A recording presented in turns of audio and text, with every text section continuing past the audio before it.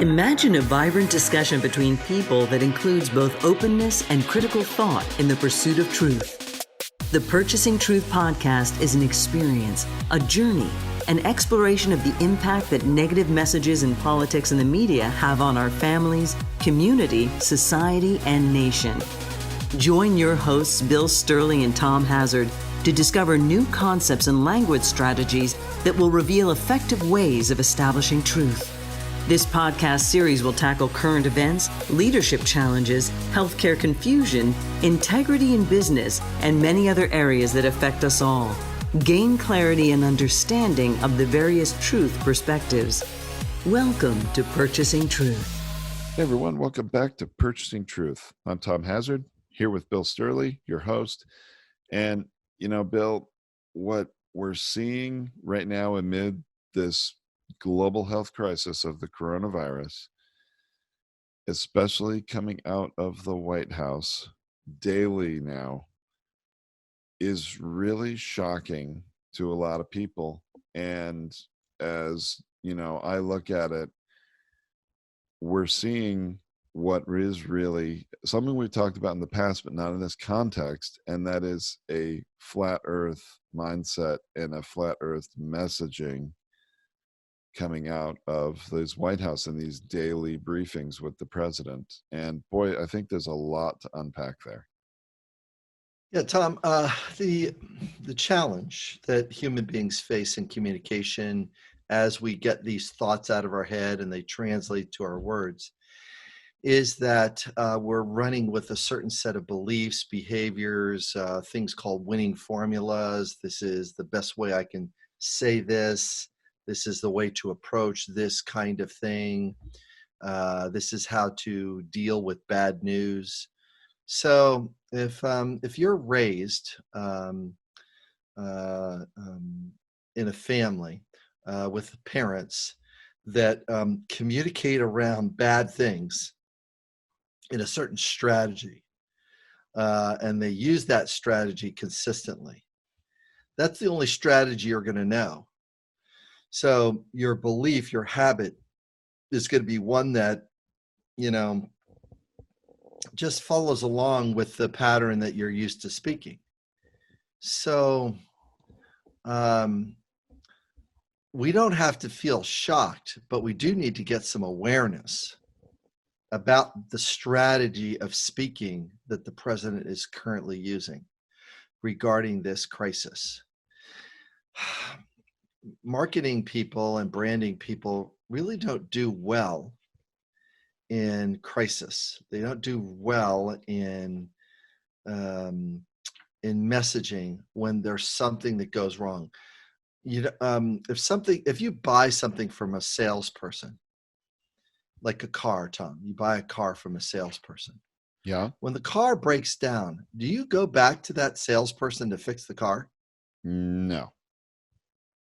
No, you do not. The salesperson's narrative is done now. Can't use that sales narrative. Yeah. You got to go to the repairman. You got to go to the service center. That's where the person that's going to give you empathy is. If you're lucky. Because they're actually not going to give you empathy because they got bad news and they're going to charge you more for the thing that's broken. Not just the price of the car or the car payment that you're making. You already made that deal. We have a new deal for you. The new deal is, hey, your radiator broke. We have to replace that. And that's X thousands of dollars to do it.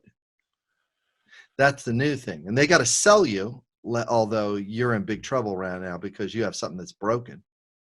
And you need to buy it. They pretty much got you over a barrel in most cases. Yeah. So the problem is that when a reality TV show is used to selling things in 7, 3, 5, 12-minute segments, and then has to go to commercial because the thing is going to be done, the take is finished, we're going to edit it. It needs to be edited because there's things you said in this episode. You said it this one way, and that wasn't your best take. Well, the problem with a live press briefing is you don't get to edit it. Yeah, It's live. You don't get a do-over. You don't get a do-over. So what happens is that we've got a communicator, the president, that is speaking in the same way that he has done for over 10 years on a TV show, over 30 years, over 30, 40 years over a business life, and over 70 years from a family dynamic to not fully tell the person the truth, not really let the person know that, hey, I am buying this thing and I'm going to tear it down, but I am not telling you I'm tearing it down. You won't know that I tear it down until I take a wrecking ball to it. I have destroyed it, this piece of American history. And then I'm just going to say, well, I'm just going to leave it there. And well, his dad did a couple of those things, bought some things that people loved and just mothballed it, and then just put a wrecking ball to the front part of it. So that part of the city had to live with it until somebody else came up with the money to fix it. He didn't fix it. So that's one of the problems with this flat earth mindset. And one of the things with my clients and the companies that I work with is that watch out for our own flat earth mindset. I'm going to give you some bad news, Tom. I have a flat earth mindset and you have a flat earth mindset, which is we're going to crunch down or move our perspective lower to the least common belief. Person's mind went, was it going to do the least common denominator? it's the least belief. It's the smallest belief. It's the oldest belief that wins. It's not what's really factual. So if I'm trying to reduce or minimize crisis conflict and I stink at it, I'm going to say the following sentence. Well, there's 5 cases right now, and pretty soon those 5 cases will go away. Well, they're going away from the perspective of either they are going to get better or they're going to die. That's what they're going to go away at. Not the numbers are going to go away. Anyways. Well, and they may go away, but right. 15 more cases are right on their heels, right? So notice the flat earth mindset is I can only see the world's a disc because my view only falls to the horizon. That's as far as I can see as the horizon. I can't see the curve. I can't see the curve.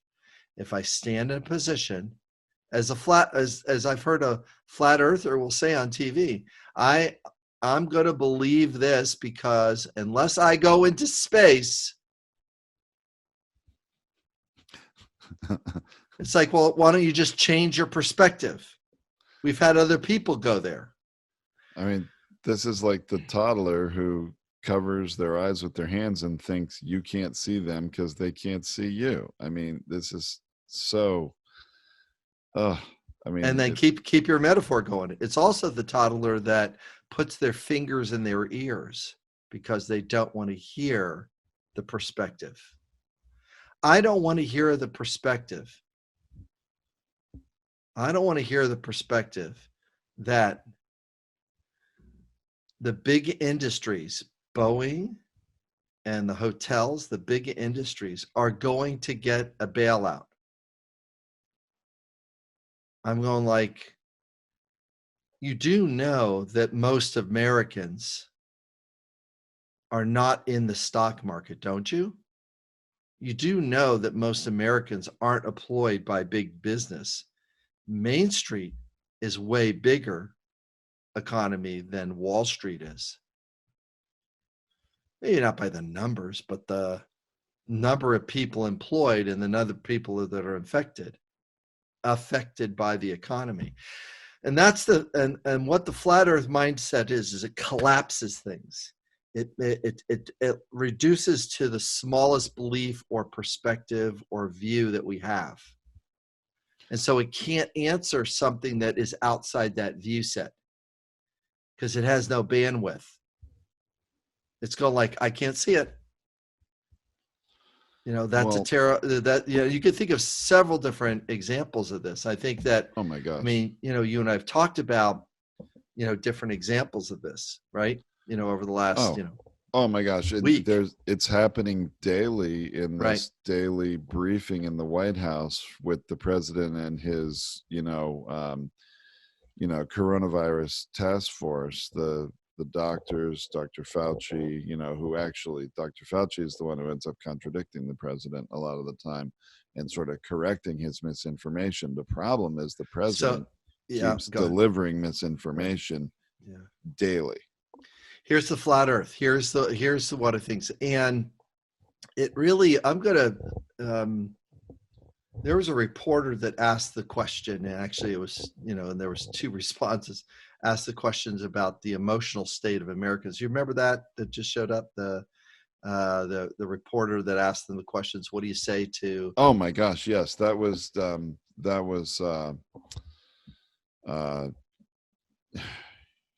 oh, now why am I drawing a blank on his name? Hold on. Yeah. So the reporter, says the questions, what do you say to Americans that are scared? So that's called a softball pitch. It was Peter Alexander. It was Peter Alexander of NBC News. And he served up the president, like you say, a softball.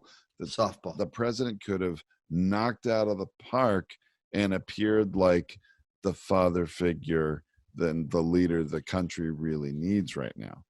Okay, so what you just had an expectation right there is that there was going to be a perspective of a caring, nurturing, supportive father. That's what you just pushed in front of me. The flat earth mindset is when you look at the way Trump communicates with his kids and all the people that he sees are loyal to him, it's not care and nurturing that he brings forward. It's praise, acknowledgement, and recognition. He can't listen. He can't listen to, and in his worldview, he can't listen to or respond to something that is outside his bandwidth. But if you play into, it's sort of like, some batters can hit just to push on the baseball metaphor here. Some batters can hit the fastball. Some batters can hit the curve. Right. Yeah. Michael Jordan couldn't hit the curve, so he couldn't make it to the major leagues. Yeah. It's a great player, but if you can't hit a curve, the pitcher's just to throw a curve at you. Right. Sure. Because you don't have that perspective. Well, so to him, that question, what do you say to Americans that are scared, is the curve. He can't. And it's the hard part about it is that we're keep expecting him to do something that is outside his skill set and then complaining about it. Why are we complaining about it? Just get our perspective to shift instead of expect him to shift his perspective. His perspective is not going to shift. It's very interesting, Bill, because I've seen a lot of talk about that incident on social media and written by reporters. And there's pretty much two different perspectives being communicated. One is that, that was an inexcusable thing for the president to say, attacking the reporter, telling him he's a terrible reporter for asking him a really simple question that if he had more empathy and compassion, the president could have answered it in a way that would have helped him raise his opinion in the polls, maybe made people believe a lot of his misinformation more. And instead, he didn't do that. He attacked the questioner. So some people see that perspective. Other people see it. It was like people that are Trump supporters were like cheering him on, saying, yeah, that was a gotcha question. The media, is just trying to trip him up, and he gave it right back to him. And I'm realizing right now, I mean, for a while, I thought it wasn't a gotcha question. It was really just the reporter trying to get the president to speak to the American people and give them some sort of comfort or some sort of, message that is, like I said, sort of like a father and a leader, what people really need right now. And I'm realizing, because of what you just said, the president always will respond that way. He doesn't ever respond with empathy and compassion. So it may very well have been a gotcha question. I mean, I'm not saying Peter Alexander. No, I don't think Peter. I think he just walked into the bear trap of unknowingness. Of don't ask this character that kind of question, or if you do ask the question, ask it in a way that the president can win. And this is where it gets a little wiggly here. It's like, ask it in a way that the president win, not because it's going to help the president score points and him get reelected, but give him something that is going to be helpful for the Americans that are following him to follow. So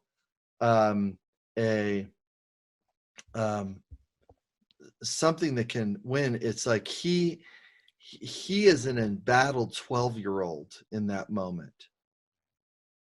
In that moment of that question, he's an embattled 12-year-old. And then he just jumps onto what a 12-year-old, 13-year-old is an 8th grader. He's an embattled 8th grader. What he answers that question, when the Trump answers that question. I know I'm putting him in an age group right now, but it's literally how a person is experiencing something that he has no modeling for. His brain is not wired that way to do an empathy and compassionate sentence. He doesn't have the languaging bandwidth. It's Tom, you do not ask your young daughter to drive a car, right? No, you don't. You don't, because there's no skill and her legs can't reach the damn pedals. True. I mean, you can't get her to do it. I mean, it's really, really hard. They can't do it. So you, as a parent, and I'm going to now say this to all the reporters that are listening now, whether it's Rachel or anybody else, you can't throw those questions, as well as when you, quote unquote, beat up on a mistake and an inability that he has. You got to watch it, because the people that are following that mindset are getting more and more entrenched, like an 8th grade group of friends that have their limited flat earth mindset. You can't punch on the mindset, because what their brain does is go more into protection. They fight back. Now, most people do not listen to, or did not have the ability to hear what Trump said after he said, that is a terrible question. You are a terrible a reporter. They did not hear what he said next. Can you remember what he said next? No, I can't. Correct. Here's what he said next. Listen, what I'm trying to do here is to be optimistic. In essence, what I'm trying to do here is to put a positive spin on it. He didn't say that. He didn't say that, right, because he doesn't have those words. And by the way, if he says that, then all of a sudden the gig is up with the marketing and the selling. And listen, I am trying to get them to buy something. I And am trying so to get he something to thought, buy something.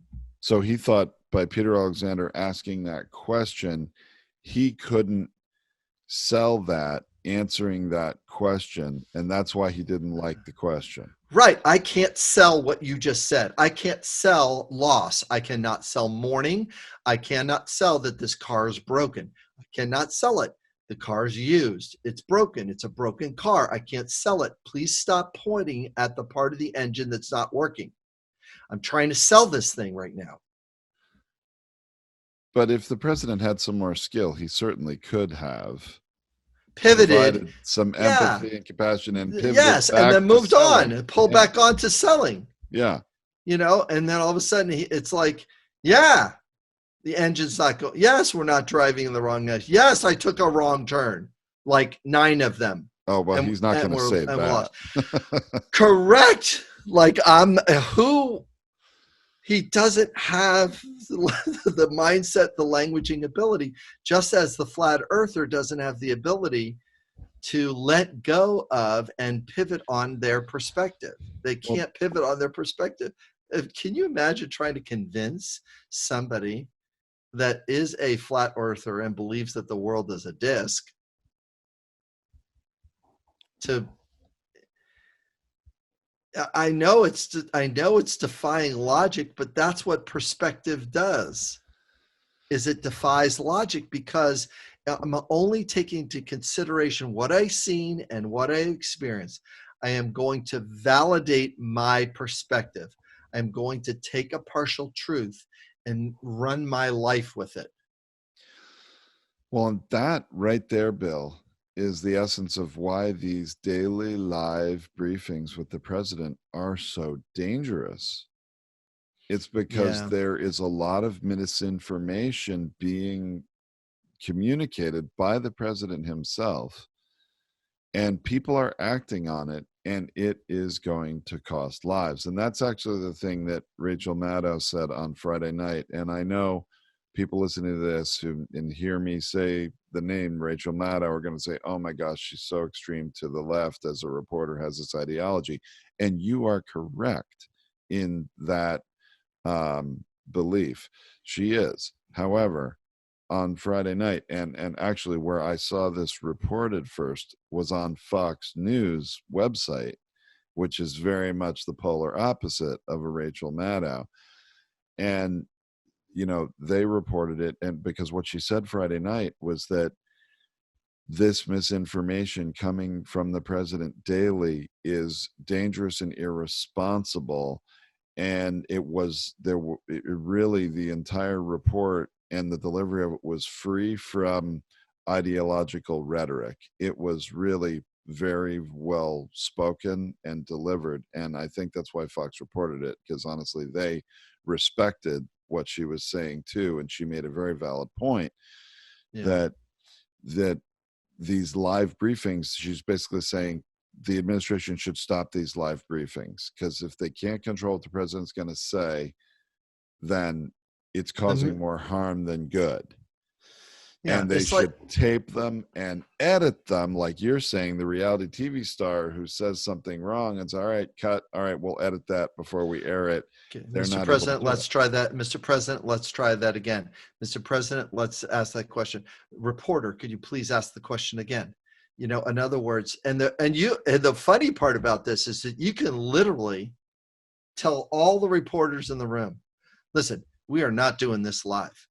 I mean, literally, I mean, if Pence had if the Republicans had a moment of consciousness in their brain.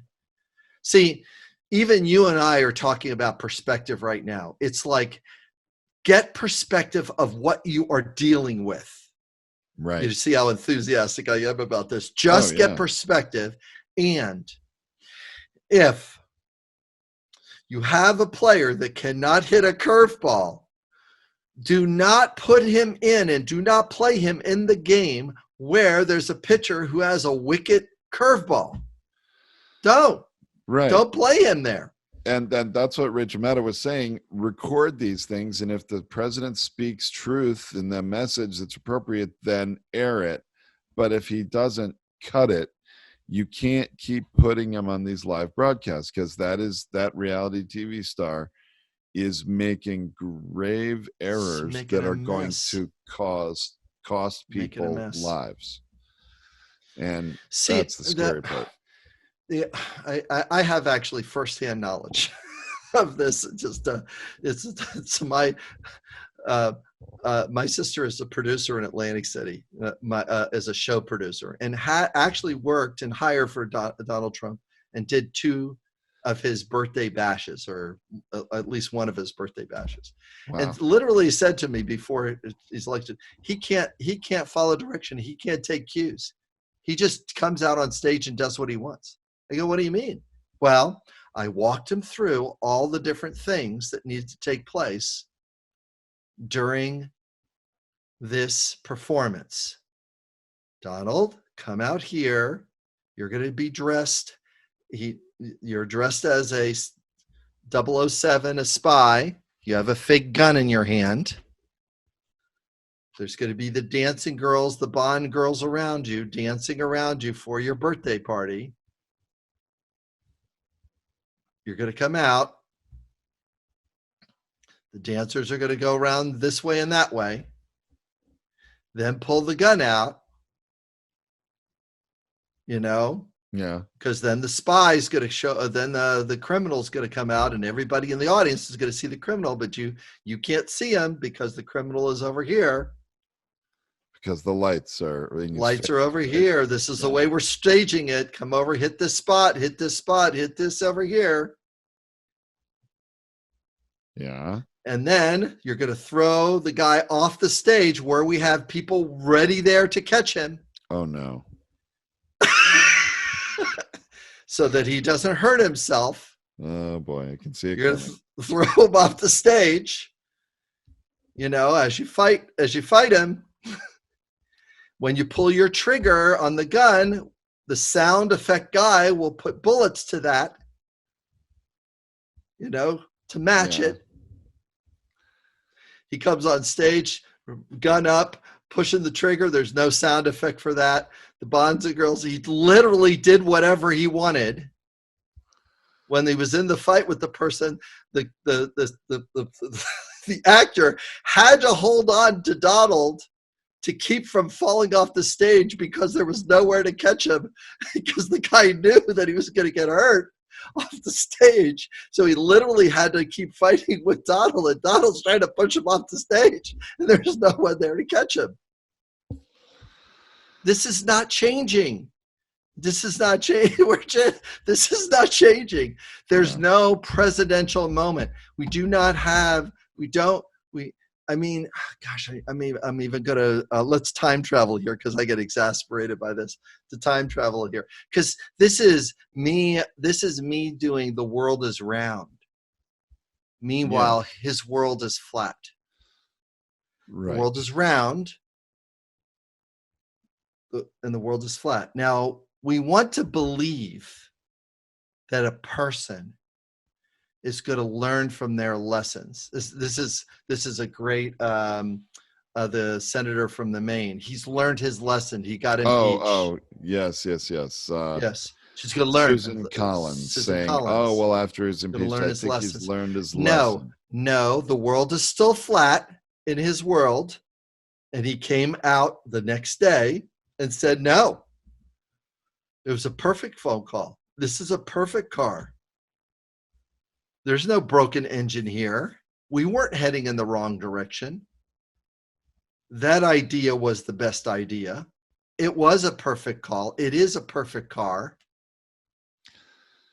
Oh yeah, and we're on top of this virus. It's under control. Right. That's so that kind of that flat Earth mindset is everything's all right. This building's going to be fine. I just signed a contract for this building. It's going up. We've got the best products going into this building. It is high luxury building. Meanwhile, the contractors all know where they had to cut corners to make it work. They all know that the luxury is not necessarily luxury in that space. The appearance of it being luxury is there. But if we really looked at the quality inside the building, not so much so. Yeah, it's better than most, but nah, not as much. It's not high end, but you paid high end money for it because you were sold a luxury car. You were sold the perspective of a luxury car. You were flat earthed into this is the best because it's Trump. But it's not the best steaks. It's not the best. It's not the best vodka. It's not the best university. It's not the best airline. It's not the best water. It's not the best Right. water. It's not the best this. It's not the best. I mean, it's not like he doesn't try to make it the best too. I mean, he tried to put in this really luxury toilet in a plane, and the engineer said, listen, if you, Mr. Trump, if you put this toilet in, it's too heavy. It's too heavy, but it's the best. But Mr. President, it's too heavy. It's cost fuel. It's going to put the plane off of balance. You know, it's not the best in context, right? And there is no context in flat Earth mindset. Right. Well done. I'm really glad that you said that, because in the flat Earth mindset, you're going to say something. And here's the weird part about it is a flat Earth mindset on the other side receives it and does what you tell them. So it's not fully a cult thing, but it is a cult thing.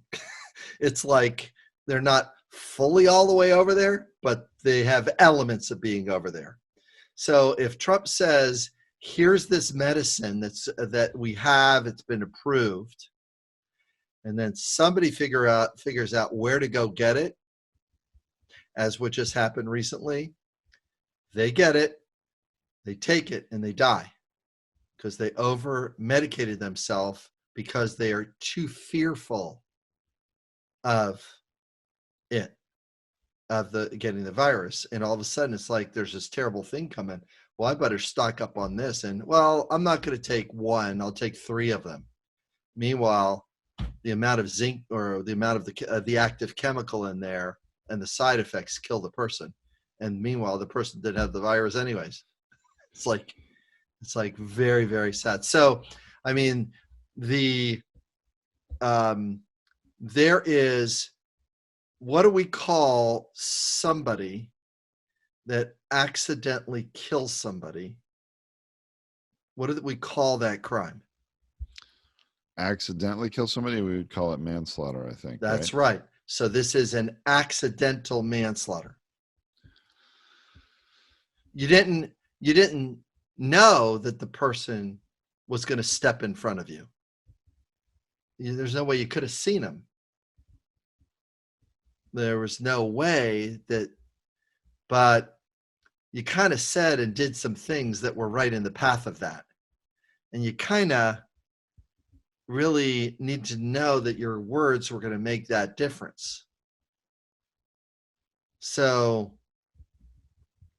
we do have laws for that. Not that anybody's going to apply them right now. I mean, the law right now is in the ballot box, is the only place the law is. Yeah. And there's no retribution. It rests with the people. It's, you know, and do enough people want to keep living in this flat earth universe the president is perpetuating, or do they want to live in the real world? Well, the real world is always to the least common belief. The least common belief, the least common, denominator, the least, whatever that thing is, that is the lowest validated belief. See, our country, as a 250-ish year old country that is doing what it's doing, has a great youth to it, in that it is a bit of an adolescent from a world perspective. And just like you don't want your teenagers, at home, and you go away on a vacation and they're going to bring their friends over to have a party. Do you think they might do some tragic things where somebody tragically might get hurt? Yes. And I think so. tragically might get drunk, and tragically might drive home, and tragically have, sex with another person. And tragically, I'm just thinking of it, about all the things that could go wrong at a teenage party right now, or in my head right now, because the perspective is there. The teenager's perspective is, I'm just going to get connection with my friends. Why don't you trust me? It's like, well, I don't trust you because you just don't have very good long-term perspective. You don't have any skill or talent to deal with the complexity of things.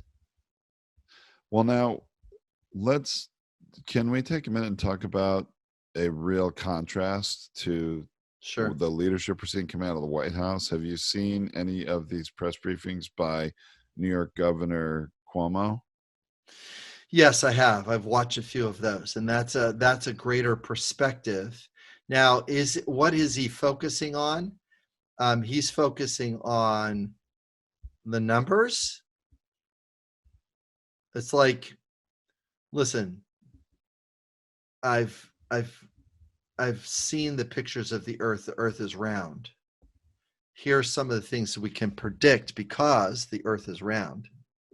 And in that prediction that the Earth is round, it's going to turn in this direction, and the sunrise is going to come up tomorrow. And tomorrow, I need, 3,000 ventilators. I need,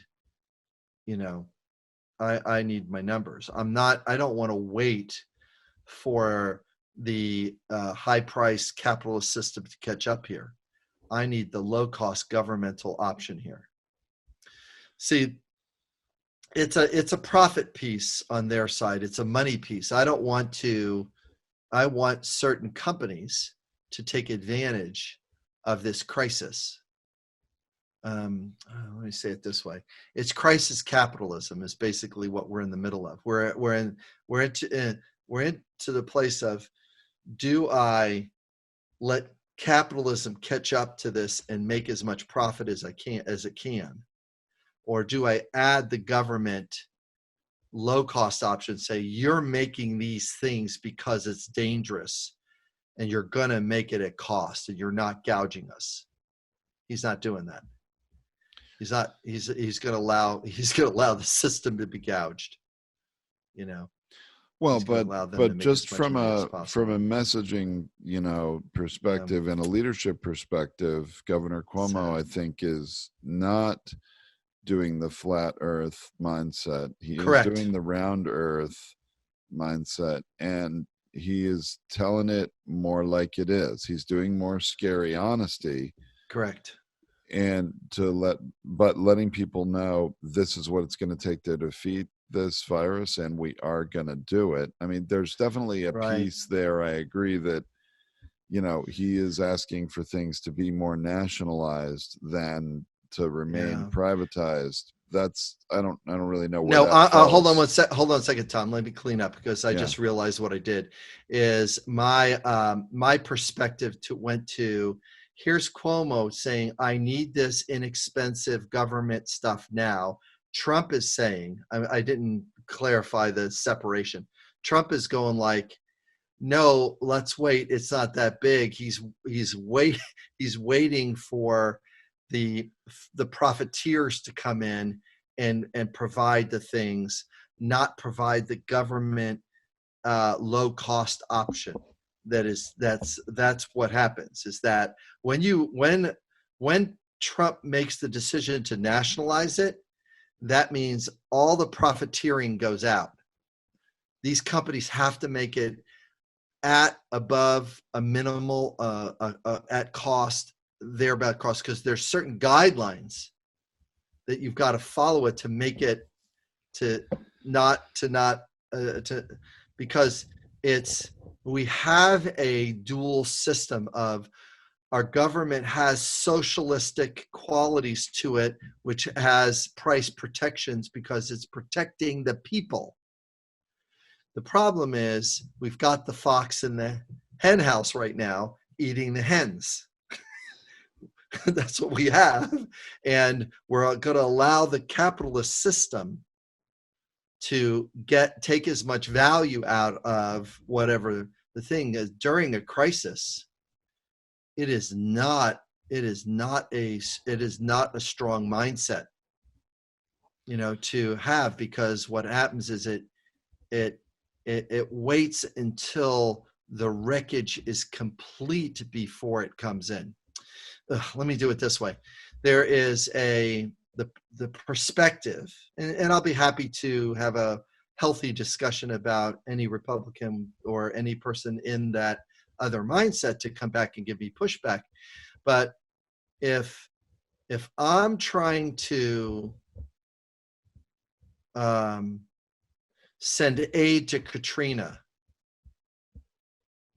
and that city gets destroyed, and I choose as a president not to activate federal money or federal support, I get a lot of wreckage. Well, that's great for the real estate people, for the landowners, for the people to come up and buy up the place. Same thing in Puerto Rico. I have a hurricane down there. I'm not going to bring any federal money in to help those people rebuild or to save lives. Why? The crisis takes place. The economy in that area stumbles. It allows a wealthier person to come in and swoop in and get bargain discount prices because the people are so they're limping. They have no ability to bounce back because there's no resources for them to bounce back with. They have to literally leave the island, or else they can't, there's nothing there for them. They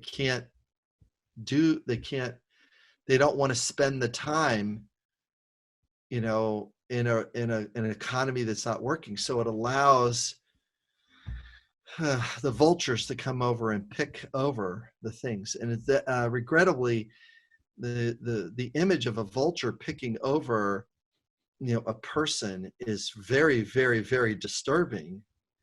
But it is a perspective after a crisis. It weeds the weak out. And it does create opportunities for people that have the resources to come in and swoop in and take advantage of that situation. So Cuomo, as a leader, is trying to advocate, listen, we have to get ahead of this. Let's not let this be a Katrina thing. And he's going like, hey, I survived Puerto Rico. I survived a impeachment. I survived, the Mueller report. He's emboldened. Nobody on his side of the fence that is around him is going to stand up and say, hey, listen, Mr. President, we're going to have so many deaths in New York City. He's going to go like, so what? At least I can move him out of my hotel, and I can buy the hotel, and I can fix the hotel up the way I want to. He's not interested in that person that's working there. He doesn't have the equanimity, is that, hey, you chose your life. You were handed this life. Doesn't have that perspective. It's very unsettling. This whole thing we're talking about. This whole thing yeah, it's very unsettling because what can we do about it? That's where you and I are left on this. It's almost sitting in such a sad place right now, because we know there's some truth around science. We have empirical data. We have a perspective of that. It's validated. Here's what to do, what not to do. Other people are ahead, have done this before. We're number 3rd in the world right now with number of cases. The death wave is coming on our shores. There's a lot of deaths showing up here. What the number's going to be, it's hard to know. As somebody on Facebook would say, hey, we're Americans. We're resilient.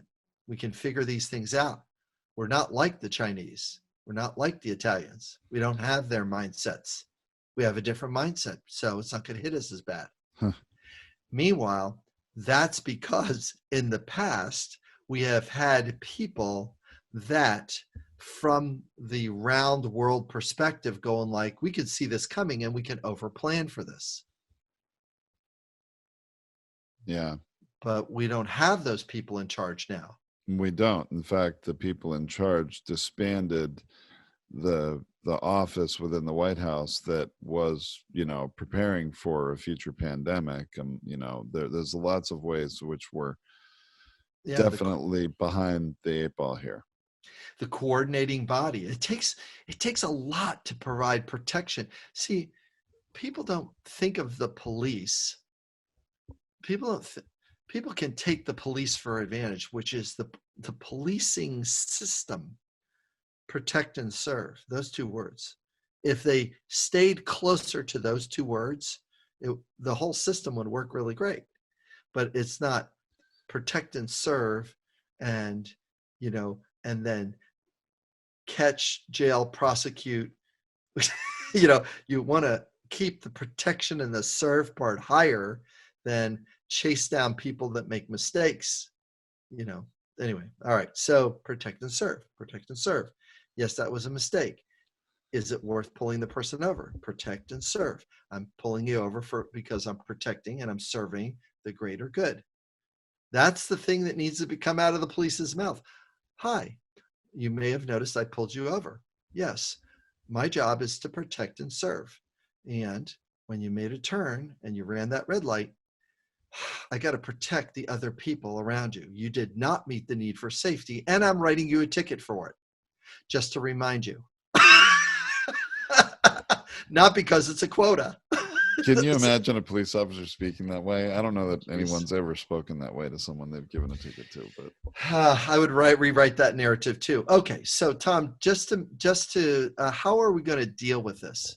Well, we've got to be careful not to get to the position of shock, get to the position of empathy.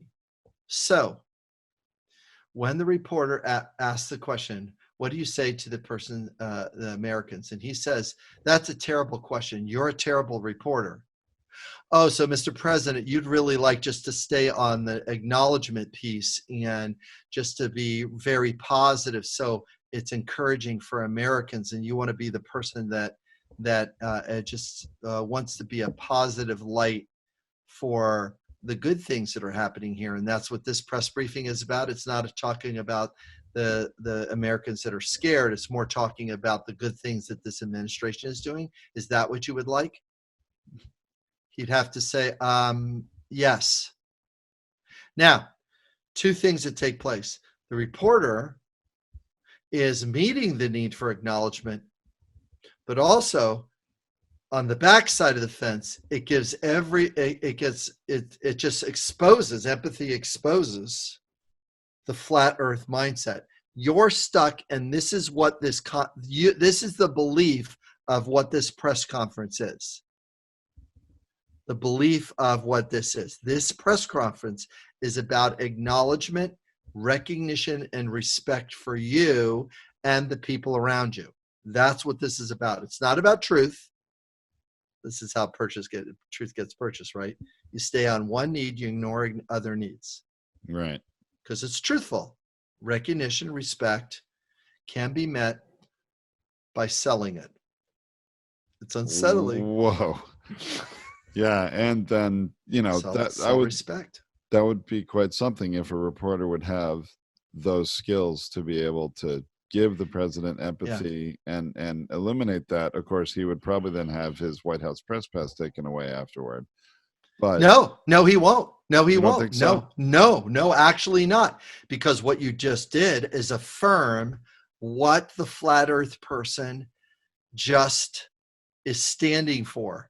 And actually, it would be appreciated. It's like, so you're not interested in that question, Mr. President. You'd rather talk about the positive things that this administration is doing. The president has to say yes. You would like to give your form of reassurance to the American people that things are going to be okay. Is that what you would like me to, those are the questions you like me to stay around? Yes. The president's going like, oh, I appreciate that. In other words, you reoriented to my sales narrative. But he's walked himself out on the plank in the process, hasn't he? Yes. The adult mind wakes up inside the listener and going like, oh, I don't have to be shocked and outraged about what the president just did. I don't have to be shocked and outraged. I can actually just calm down and go like, well done. And we got to do more of that with this guy. Instead, we got 3 days of shock and outrage instead of 8 hours of we need to face the problem because this person is not up to hitting the fastball. Or the curveball. He can't do it. His Michael Jordan is acknowledge and respect and selling something that is overpriced and has a lesser quality. That's what this person does at any opportunity he can.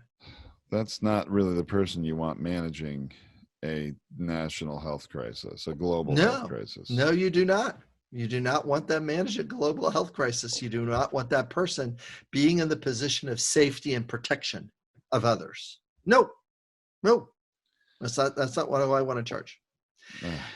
And that's not who I want speaking. I would like that person to come out and Trump is actually he's actually somehow, Fauci, I don't know how he's doing it, by the way. He acknowledges the president enough and then pivots. So he does. I've seen it. Now I'm surprised the president hasn't thrown him out of the room. No, he can't because he's throwing the person. He's throwing Trump the fastball that he can hit. He's not throwing him the curve that he can't hit. He only leaves them there long enough, and then he knows how to feed the moments of acknowledgement to the president because, hey, I'm a smart guy. I can work around you. Fauci can work around him. He's working around him all the time. Yeah, thank goodness. And even Pence, to a degree, is doing that a little bit. Yeah, and Pence is pretty underskilled because he shuts up way too much. I understand he's underskilled, but he's also actually answering the question without attacking the questioner when he was asked the same question, right? That's right. He has enough in us, and he also softballs his answers that are so. The best way I can describe it is numbing. It's a numb answer. It's not empathetic. It's not reassuring. It doesn't meet the need for support, doesn't meet the need for truth. It just it's what I would call a nice dead person response, whereas Trump is a little more of a monster person response. Yes. So you got a nice dead person and a monster person in a codependent relationship and blah blah blah, and we can put as many psychological labels in here as we can, but as an adult and as somebody that wants to keep advocating for the world is round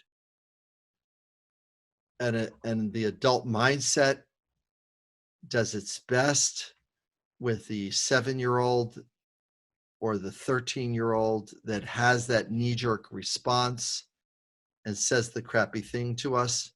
We don't stop loving them or appreciating what their strengths are. What we do is we need to say this person's perspective has a bit to go yet. So now notice I said it, this person perspective has a bit to go means that they don't have it. There's not enough bandwidth with their perspective. They're not interested in that. They'd rather either self-medicate. They'd rather, not see the fully world perspective and run their life with it. So the next time, Tom, that we get together, because this has been so engaging, and it's the next time we get together, what I'd like us to do is stay around. I think we can stay around this flat earth mindset, because I think it's going to allow our listeners to get used to, how can I adjust my perspective so my emotions do not have to go on the roller coaster ride with this guy? Ooh. I don't want our emotions to keep going on the roller coaster ride, because when you started our session today, it's shocking, or the experience of shock. Shock is one of the most difficult emotions to get rid of in the body. There's a lot of emotions between irritated or helpless and shock. There's a lot of thing, because there's a lot of things going like doubt and skeptical to shock. There's a lot of emotions in between there, but most people don't have the emotional bandwidth to like say, well, I kind of feel irritated. It doesn't meet my need for truth. Or I feel doubtful that that's going to be very supportive. People don't have that narrative as second nature. So the thing that I find most joy in you and I working together on this is we're trying to adjust the perspective so people can use more of their adult mind and don't get triggered into, oh my God, this person is really a bad person, instead of, oh, look at that interesting thing he said. It looks like he's trying to spin something positive, where if he just used the truth, it would serve him a little bit better. Just like a teenager, truth would serve them better so they can move past either the mistake or the choice they made. Remember that cliche, honesty is the best policy? Well, honesty is the best policy. How about that? All right. Well, I like that, Bill. I like moving into how we can help ourselves in this situation. Yes. Yeah, I think so too. All right, Tom. All right. Thanks so much. Until next time. All right. Thanks. Bye. Thank you for listening to this Purchasing Truth podcast. We trust that you have enjoyed this engaging and thought-provoking conversation. Our hope is that you've received value, found clarity, and broadened your truth perspective in this episode. If you did, leave us a review or visit our website, purchasingtruth.com. Join us again for another informative and content-rich discussion here at the Purchasing Truth podcast. Don't just accept whatever information comes your way. Join the discussion. Discover your own voice. Purchase your own truth.